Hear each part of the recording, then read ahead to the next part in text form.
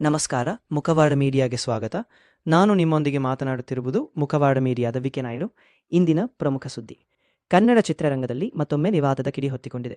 ಖ್ಯಾತ ನಿರ್ದೇಶಕ ಪ್ರೇಮ್ ಅವರ ಹೊಸ ಚಿತ್ರದ ಸಾಹಿತ್ಯದ ಬಗ್ಗೆ ಸಾಮಾಜಿಕ ಜಾಲತಾಣಗಳಲ್ಲಿ ತೀವ್ರ ಆಕ್ರೋಶ ವ್ಯಕ್ತವಾಗುತ್ತಿದೆ. ಕೆಲವರು ಪ್ರೇಕ್ಷಕರು ಮತ್ತು ಮಹಿಳಾ ಸಂಘಟನೆಗಳು ಆರೋಪಿಸುತ್ತಿರುವುದು ಏನೆಂದರೆ, ಈ ಸಾಹಿತ್ಯದಲ್ಲಿ ಮಹಿಳೆಯನ್ನು ಅತ್ಯಂತ ಕೀಳುಮಟ್ಟದಲ್ಲಿ ಚಿತ್ರಿಸಲಾಗಿದೆ.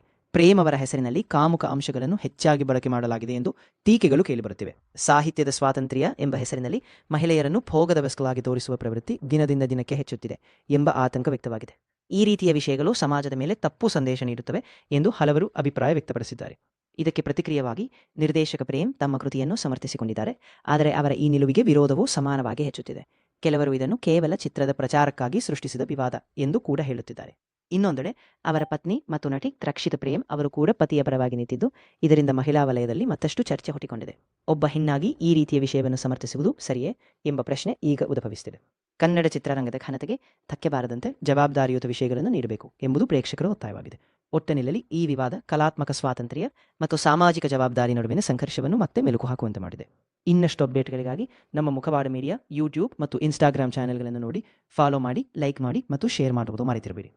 ಇದು ಮುಖವಾಡ ಮೀಡಿಯಾ. ನಾನು ವಿಕೆ ನಾಯ್ಡು.